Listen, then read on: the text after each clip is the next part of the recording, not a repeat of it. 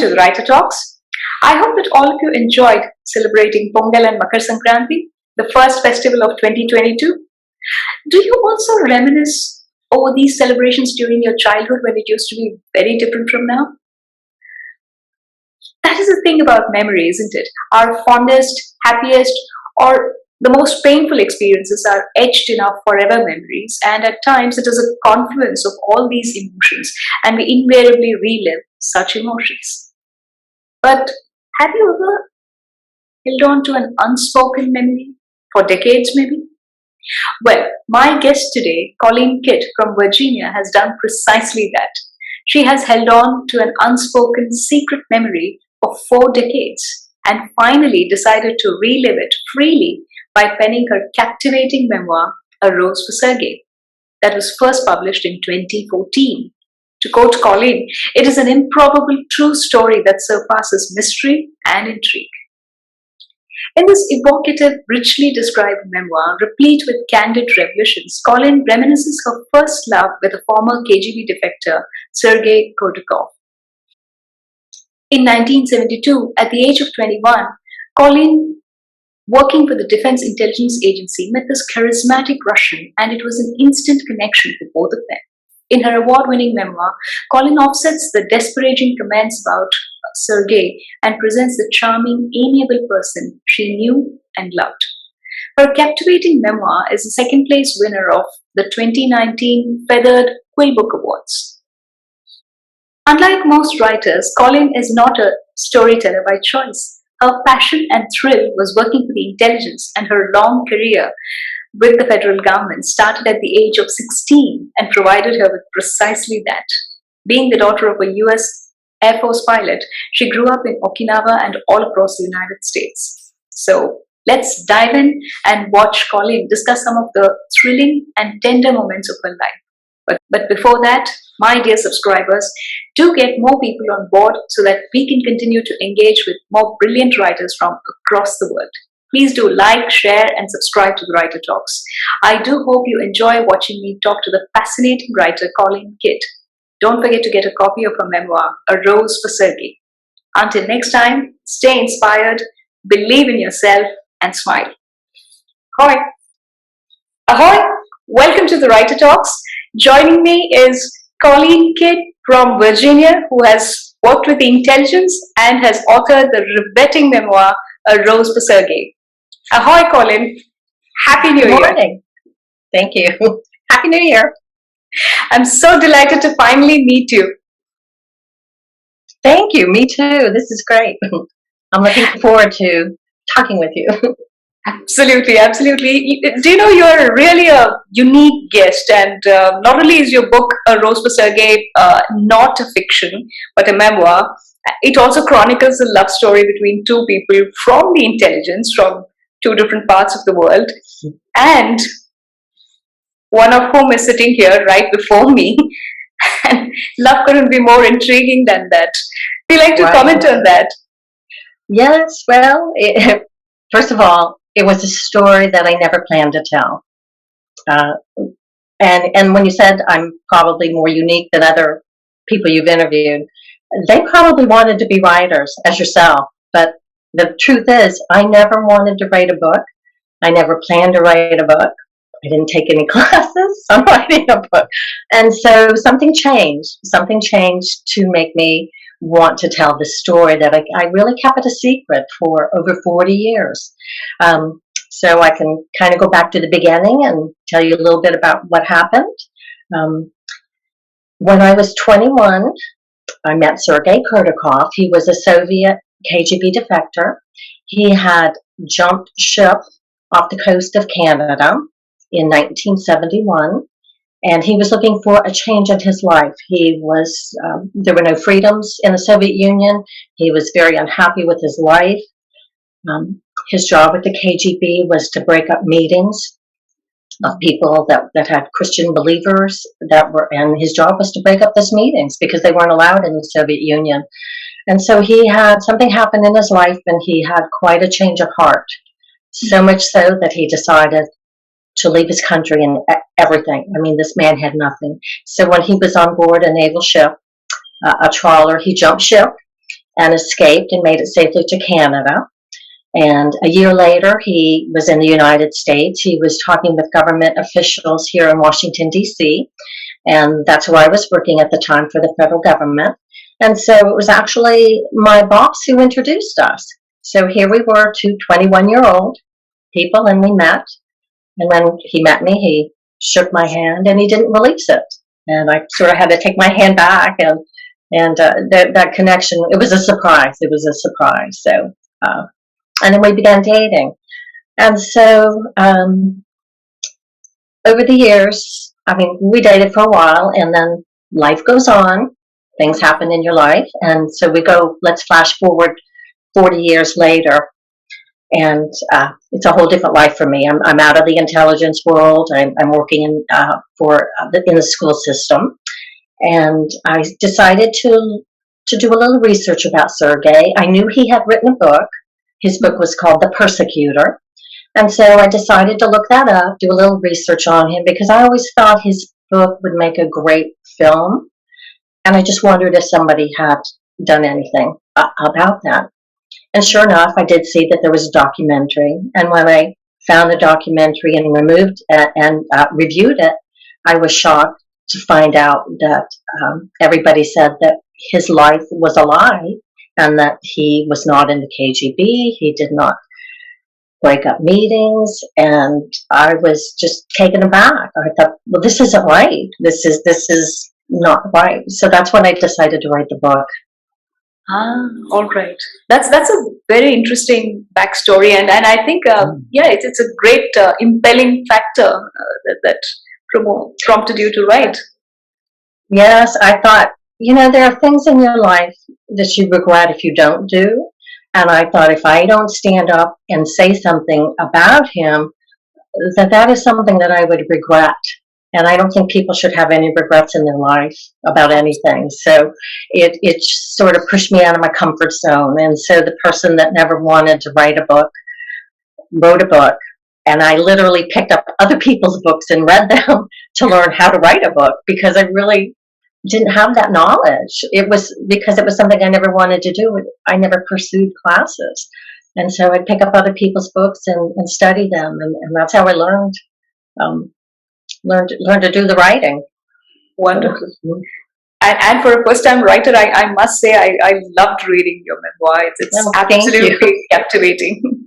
Thank you.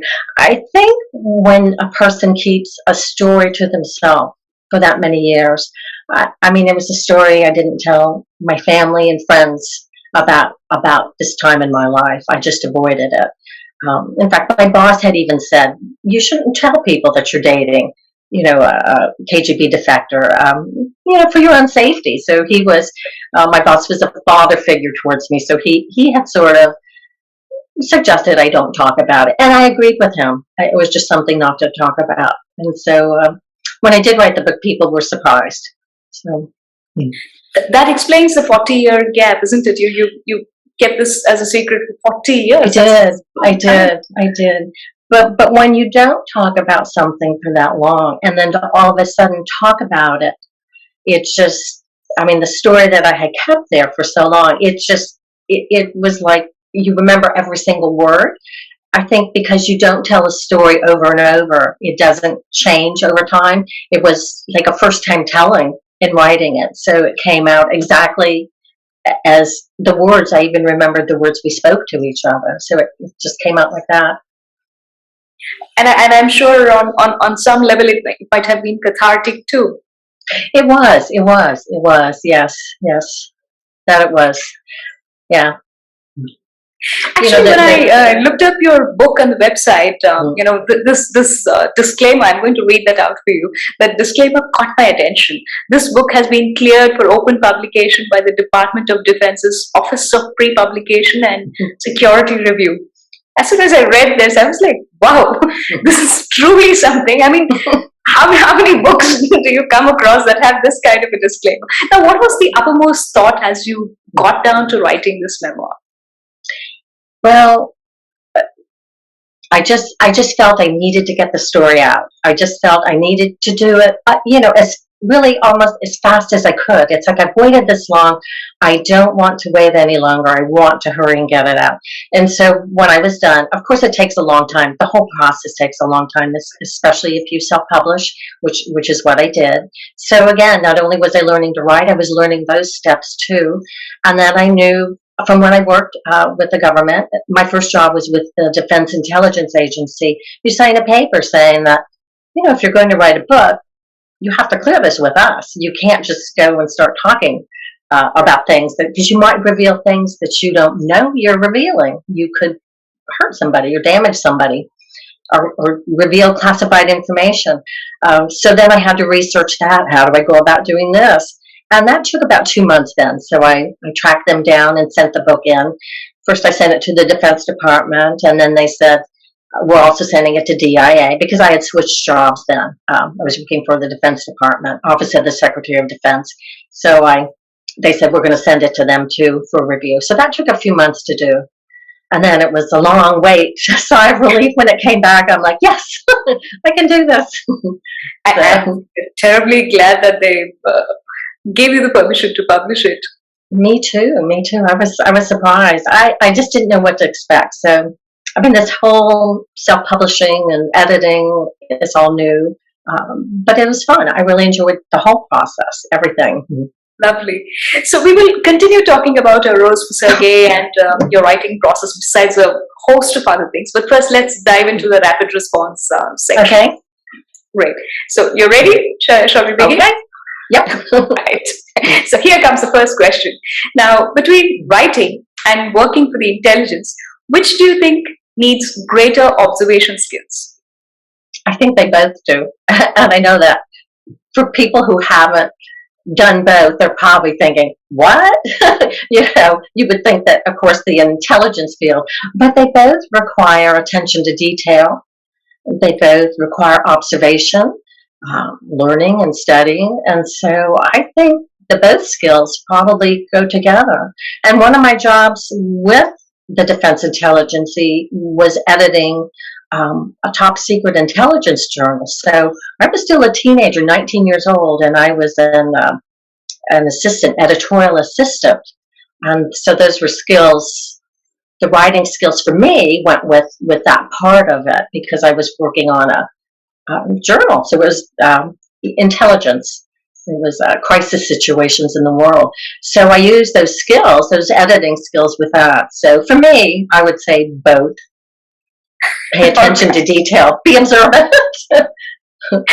Fair enough. Now it was entirely up to you. What is the one stereotype connected with intelligence officers that you wish to debunk? I think that they're really nice people. I don't think people realize that.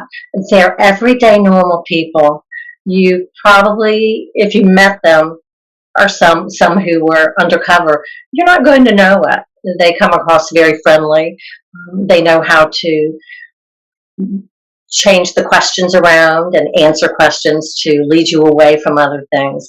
And my brother's a good case in point. My brother, Keith, was with the CIA, and he is actually in my book because he met Sergei. And so it was very nice for him to be able to meet Sergei. But Sergei could not know that my brother was with CIA. And so that was hard for me to keep that secret. And of course, my brother had his cover story. And of course, he had to tell his office when he went back to work, that he had this encounter with him. So that was nice that he got to meet him. Lovely. So now, they are nice people. I'm sure they are. Now, if you had the option to choose between your book being a Pulitzer Prize winner or a bestseller, what would your option be? I know this probably sounds strange, but I'd rather it be a bestseller because the point in writing the book was to get it out there to a lot of people and have people find it and to try to just get his story out there. So for me, I would say that. I just want people to find it. And to maybe have a second thought, like, if they were on the fence about if his story was true, that maybe my story would be the convincing one to say, hey, this really happened. Right. Fair enough. Fair enough. Now, okay, here's a fun question. If you were given the choice to work either with James Bond or with Sherlock Holmes, whom would you opt to work with?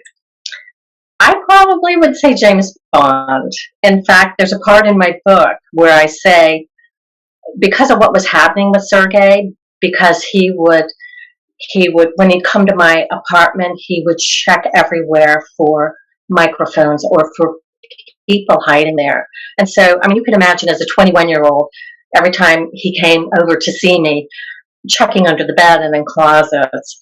And at one point in the book, I even say, I felt like I was in a James Bond movie, but nobody told me the script. I didn't know what was going on from next to next. So I would say James Bond, definitely. I love that mystery. Yeah. And I recall that instance that you mentioned in your book where you say that he checked the entire apartment and including the bathtub because he was convinced that somebody was hiding over there. And I still will look behind the shower curtain if I go to somebody's house. So you better have your tub clean. I will go push the curtain back just because it just stayed with me. So. That's remarkable. Now my next question is actually that. So do you suspect or do you analyze when you meet someone new? I do. I think it's just ingrained because I was at such a young age when I started working for the intelligence agency. I was actually 17 when I first started my full-time job, but I was 16 when I had a part-time job with them. So that just stayed with me, just looking, analyzing. So, I mean, I don't do it terribly much, but I will do a little bit. Just, I think you always remain a little cautious. You always look over your shoulder a little bit. So, fair enough. But not in a bad way. If I'm analyzing people, it's not in a bad way. I'm looking for the good quality. Just double checking. Sure. Right. Now, here's the last question. An intelligence officer needs to be clever or vigilant. Which one would you opt for and why?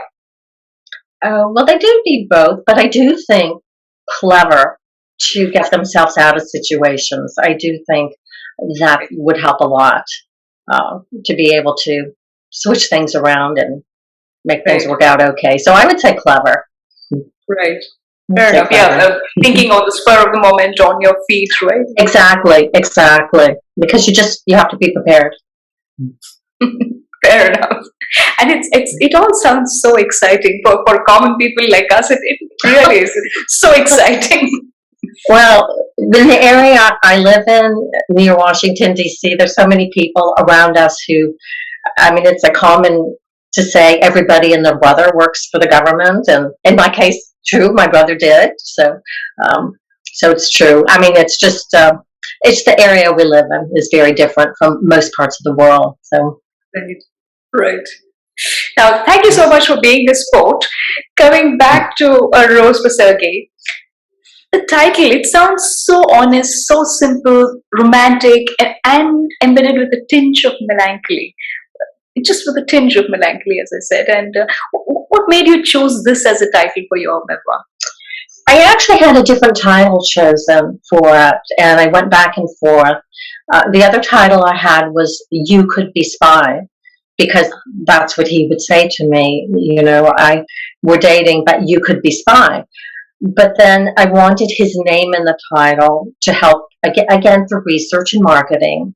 And roses were very important.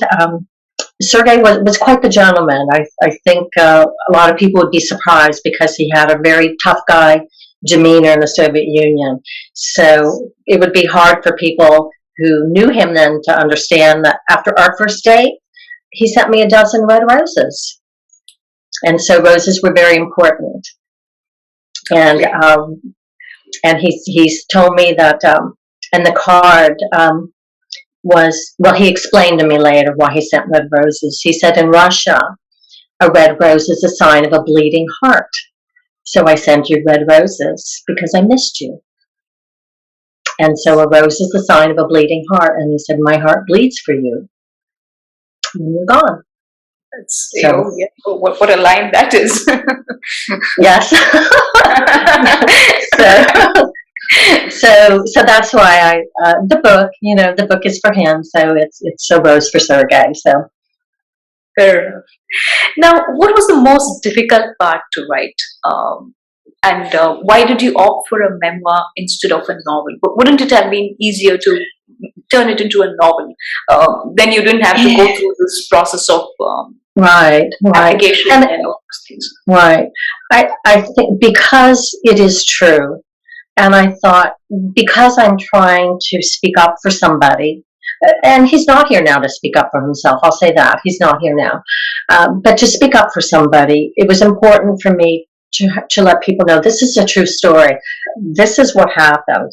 And if I wrote it, clearly if I wrote it as a novel, it probably wouldn't have as much impact. It would be an interesting story. But the fact that it was a true story, that these things really did happen, that these things happened to this man who was so young, the life he led. He was, Sergei lost his parents at a very young age, 5 or 6, and was in orphanages in Russia. So his story is quite unique. But then our stories, then when we meet up, because it's true, I think it just comes across better as a memoir, even though it definitely is harder to write that and face that when it's been when you haven't talked about it so long. But I will say now, after these years, after having talked about it, I can talk about it. Right, so, and I'm sure. And sometimes life writes the most powerful story one can ever conceive, right? And what was the most difficult part to write in this memoir? I think just the whole thing, in a way, was because I didn't, not difficult, but just time consuming, and that I didn't know how to write, to learn that. The difficult, I wouldn't say the writing was difficult. It was cathartic to get it out, to get a story out of your heart and to tell that story. But then to learn the whole process, editing myself. I mean, I did everything from beginning to end. I just thought, I'm just going to do this myself. I did have an editor, but I did, I even did all to upload it to Amazon and all the formatting. So I taught myself all that. But those are skills I sort of knew anyway from my job. So it wasn't that difficult in that respect. Were you at any point in time apprehensive about this memoir? Always. Always. Still am a little. Still am. Yes. Even after all these years? Yes. Because you're speaking up against something and people are going to criticize you. I don't feel me as a writer. They're criticizing the story I'm telling because they don't believe the story. Right. They don't believe Sergei's story. So that apprehension was like, when I wrote it, I thought, I know there's going to be people who are going to say things, even about me, about me. And they did. And people in foreign countries wrote things about me in my book. And that's a shock. That's a shock. So to think that I wrote something that people in foreign countries are saying, her book isn't true, that's interesting to me. So I'm like, why? But they are. But you know what they say, fact is always stranger than fiction. Yes. Now I noticed the cover. It's simple yet evocative, soothing yet imperial, with a sketch of the Kremlin and those chilling words. Even you could be a spy, he whispered. How involved were you in the cover design? Well, I did do it myself. I did. I did. And my first cover was more simple. It did not have the St. Basil's Cathedral there. It was just the rose. Again, when I did it, I was quickly wanting to get the story out there quickly and get it published. But then over the years, I only updated the cover about a year ago. I realized that more people would see the connection there. And so I did change it a little. But I enjoy that. I do enjoy graphics and designing. It's a lovely cover. Thank you, very, thank you, thank you. So, like I now, said, I completed everything myself. That was part of the fun of doing it. I think that's the best part, right? And now, what you were telling me about your personal story, the backstory to this memoir. At just about 17 years of age, you were in the midst of all these intelligence officers working in this Department of Defense. What was your regular day like? Well, I probably can't tell you too much. No, only what you could possibly reveal. I will say that no, I can't say where I was working, but it was very interesting. And then where I first was working, I was not in the Pentagon. I can't say where I was working, but then I did go to the Pentagon, and that job I loved. That's the one I said where I was the editorial assistant. That was what I really enjoyed doing. And the things there were so secret. It's like you learn to not say anything, and that sort of helped me then to not talk about Sergei. But I would type things and I'd be like, oh my gosh, I cannot believe I just typed that, or just shocking, just surprising. So you know things that you can't talk about. It was interesting. I loved working in the Pentagon. I loved being part of that, the intelligence world. I really did enjoy that. Right. Did you have fixed hours of working, or? I did. No, I was as an admin assistant or clerical at that time. I did. I had regular hours. Right. All right. Now, may I request you to please read from your favorite section of the book? Sure. Well, there's a lot of sections I like, but here I just found a short one. All right. So this was actually on Sergei's and my first date. We had gone out to dinner. So we were at a restaurant in Roslyn, Virginia. All right. As Sergei, I could see that all eyes in the restaurant were on him. Both men and women stared at him, even the wait staff. I was not tall, with huge broad shoulders and muscular arms that strained at the seams of his shirt, the result of years of bodybuilding. His stride was confident, purposeful, and he definitely commanded attention. He stood out in any crowd. While I waited for his return, I leaned back in the chair and enjoyed the view out the windows. The restaurant was on the top floor of the hotel, and you could see all the grandeur of Washington, D.C., Georgetown, and Georgetown University right across the Potomac River. The view was breathtaking at night, with the city lights twinkling ever so slightly in the reflection on the water. It was captivating. I never tired of that view. In the early evening, the city lights illuminated the streets and radiated a soft, peaceful glow over the city. The lights also helped hide the scary, dark parts of the city, and I liked that. I wrapped my fingers around the stem of my wine glass just a little too tightly. It must be a case of second date nerves, I thought. Just take a deep breath and try to relax, I told myself. I had been on many dates. However, nothing even came close to this. Sergei was so different from anyone I had ever met, let alone dated. He was a Russian defector whose past history with the KGB was nothing to take lightly. It was serious business, and the element of danger was not lost on me. My thoughts flashed back to security briefings from when I worked at the Defense Intelligence Agency. We were taught to be on the lookout for anyone trying to coerce secret information from us. These people could be friends or neighbors, someone that you would not ordinarily suspect. They had a word for people like that: spy. The thought that Sergei could be a spy did cross my mind, but I knew I had never told him I used to work for DIA. I brushed those thoughts away for now, since I knew I tended to be overly suspicious sometimes. But then, I always did love mystery and intrigue. Beautiful. Thank Absolutely you. beautiful. And I remember reading this particular section at least 3 times because it's so fascinating. It's like a perfect shot, so movie-like. From a close up, then you take a pan shot, you describe the city, and then you come back to your stories. It's lovely. Thank you. Was he really that good looking? Was he really that handsome?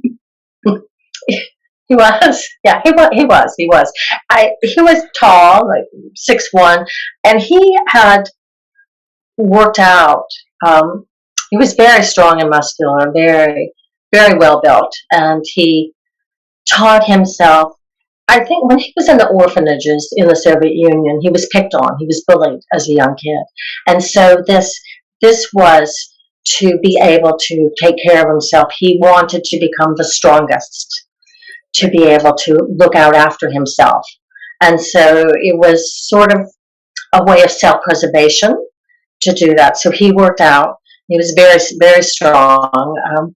There's one picture that I have that I put on my blog at one time, but he was lifting weights, big weights, and they were huge. They looked like they were like 100 pounds each. So he just like lifted them up like nothing. So he was very strong, muscles upon muscles. And he was just very charismatic. I think with his Russian accent, and he was very gregarious, and he would talk to everyone.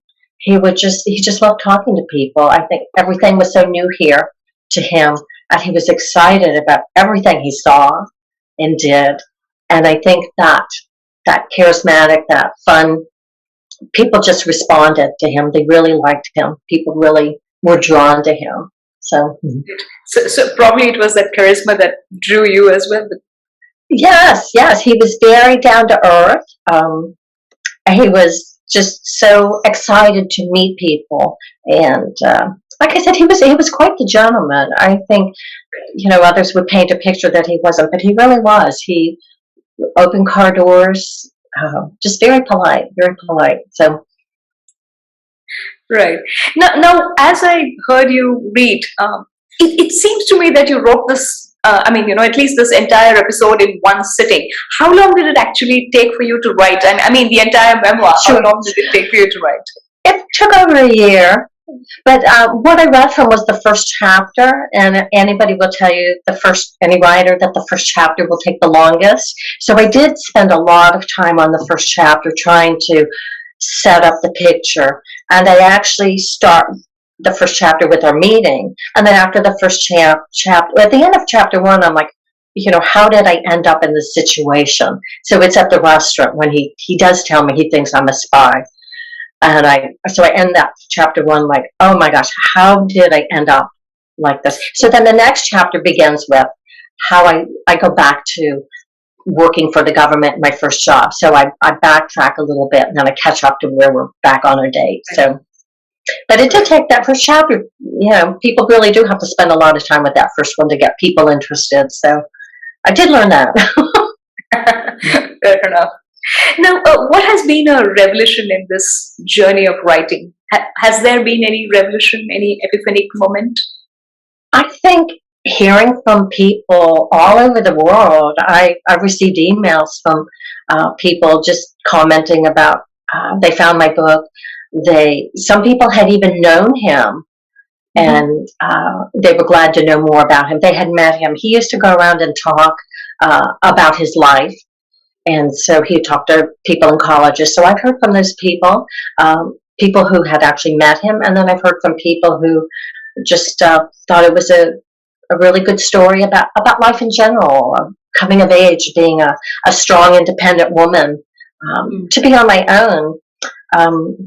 I was living on my own at 18. My family, my father was in the Air Force, and they had moved from the area, and so I was really on my own from 18 on, working for the government, everything completely, taking care of, buying my own car, getting a place to stay. And then later, when I moved out at 21, I moved out and had my own apartment.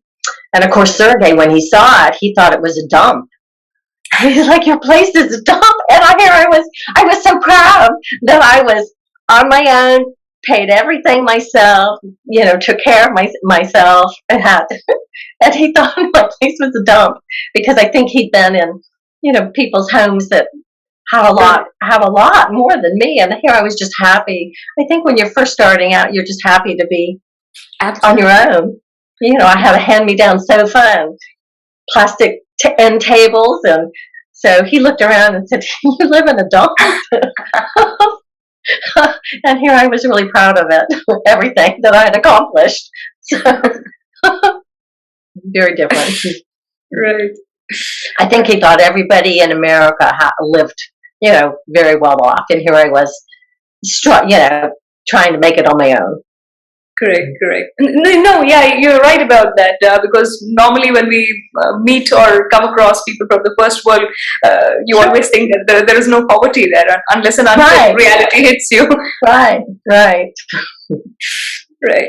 Now, your memoir is a second place winner, 2019 Feathered Quill Book Awards.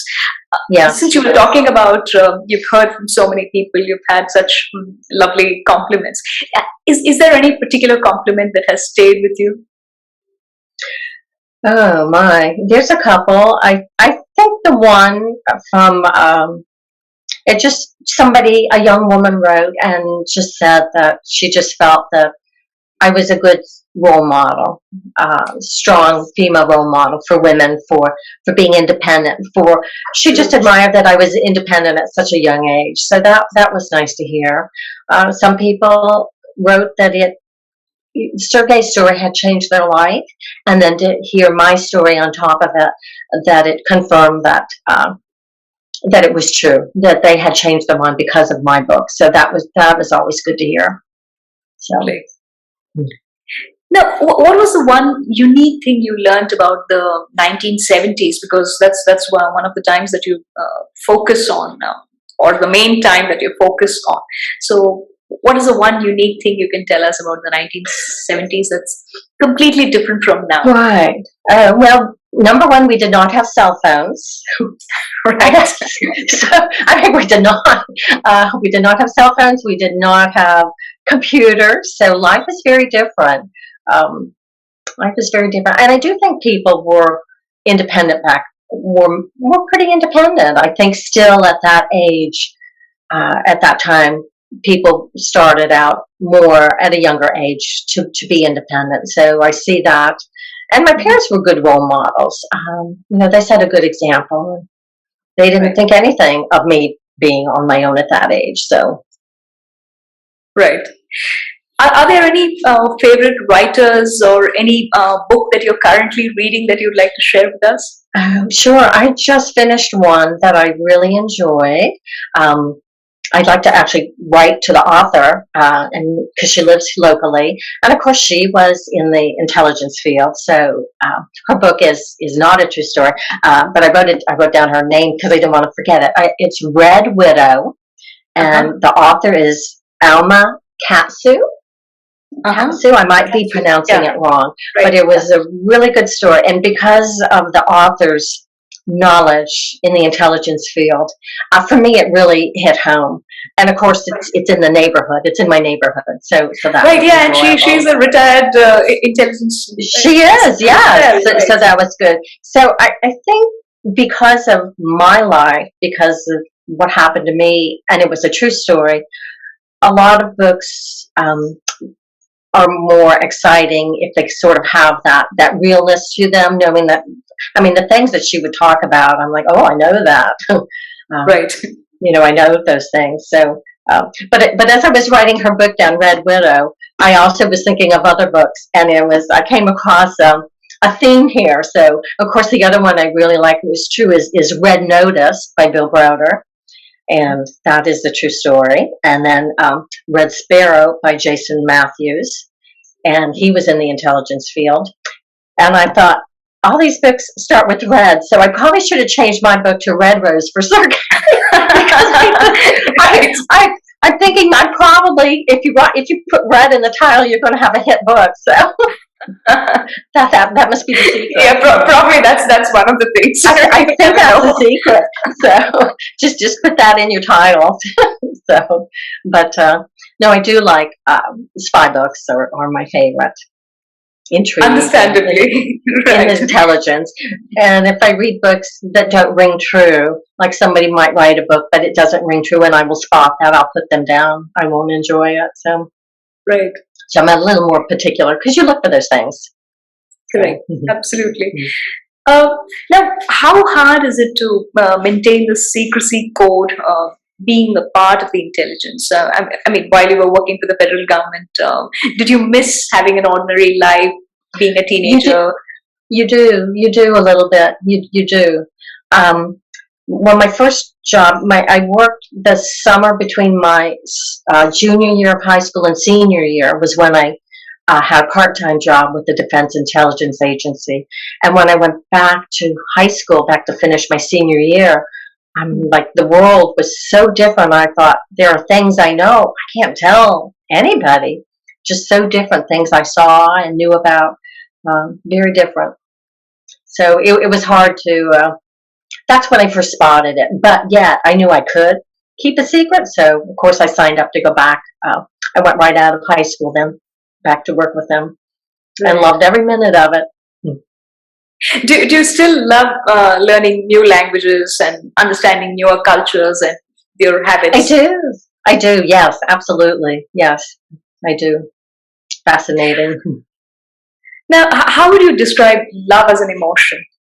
Considering there is so much, I mean, yes, of course, this is one human emotion where reams and It reams have been is. written, and it will continue Uh, to be so. But how would you describe it? I think it's honest. Love is honest, and I think when you know it, you know it. And it's just, it's a good feeling. I think you just feel that. You just feel that. So, but it's Right. the honest part. It's the honest. You can recognize an honest love, right? Yes. Yes, yes. As So I would rare say, as it comes, absolutely. right, right. So I would say yes, honest. So, what are you working on next? Would there be more such thrilling writings embedded with or imbued with sensitivity? I do have one that I started. I need to get back. I think during the pandemic, it slowed me down a little bit. I wasn't as excited about writing during that time, but I think now I'd like to get back to that, and I would like to make it more thrilling. I think when I started it, I didn't have it as thrilling, but now I think I could do that. So I'd like to go I back. don't think you can let go of the thrill factor, having been part of that for such a long No, time. it's true. It's true. I can't. So it's like I have to make it a little better. so I need to go back and revisit that and add more to it. So Right. I plan to do that. What is that one adjective you would use to describe Russians? If you Interesting. interesting, Interesting. Interesting. That's interesting for sure, right? interesting. Because I don't know in what context you're speaking. So No, I I just generally asked you, no, interesting. considering Yeah. you knew one Russian Right, so well. right.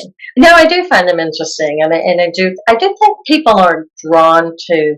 I know I am. I'm drawn to people from different countries, and I enjoy meeting them and talking with them and learning new things. So I just find them all interesting, and hope I convey to them that it's just a genuine kindness that I want to know people, and I hope people see that. Fair enough. Fair enough. Now, what would your advice be to new writers, let's say new writers like me, when it comes to publishing and marketing their books? I think just go for it. Just do it. Just get that story down first off. Get the story down. Go back. Then you go back and add everything. But you have to have an outline. You have to have your outline to it, and have to have a good outline. And don't be afraid. Don't be afraid. Just plug away at it each day and write when you can. Days you can't write. Days that I couldn't write, I would study marketing or I'd study other books. If there was a day that I didn't feel like writing or I was away from my computer, I was always researching, so always looking for ways to do things. So That's important, and definitely to find other writers and talk with them. And reading, my gosh, reading is so important to writing. And I would just, like I said, I would pick up other people's books and read. Oh, that's how they do that. So that's important. And I would encourage so much through that, isn't it? By reading other people's works. Absolutely. Yes, you do. Yes, and I would actually listen if I was standing in line places. I would, if you happen to hear people describe something, I'm like, oh, I like the way they describe that, and I would keep a note of that. That's a good word. That's a good adjective. I need to put that in my say that use that, save that word for when I need that. So that was good. That's a very useful tip. I love talking to you, and thank you so much, Kolleen, for being on the Writer Talks. Thank you. Before we go, could I put a plug in for my brother's book? Absolutely, please. Sure. So this is, I talked about my brother Keith, who was in the CIA, and he had met Sergei. So he has a book coming out, I think this spring. So his book is called The Starflower. So I asked him to send me a quick blurb. So this is it. Step into a universe of danger, romance, and treachery as experienced by Starship Commander Gail Zimmern. While fighting the Aldraken, Gail learns of a prophecy foretelling that the starflower, her military call sign, will bloom in the dark of the darkest night, but never know peace. Not one to accept ancient prophecy, she plans to rekindle her romance with Roland Mackenzie and return to the peaceful life they left on the frontier. But Gail has become a player in an intrigue she barely understands, and forces alien and cybernetic have taken sides. Facing assassins, hostile worlds, deadly robots, mystical beings, and ancient relics, she must continue running from her prophesied destiny, or turn and try to live up to it. So that's it, The Starflower by Keith Kenny, coming we'll definitely year. Look out for that. Thank you so much, and I would surely recommend A Rose for Sergei to everybody. Thank you so much. It's lovely poetic prose, rich descriptions, and candid revelations. Thank you. I enjoyed talking. Thank you for being on the Writer Talks.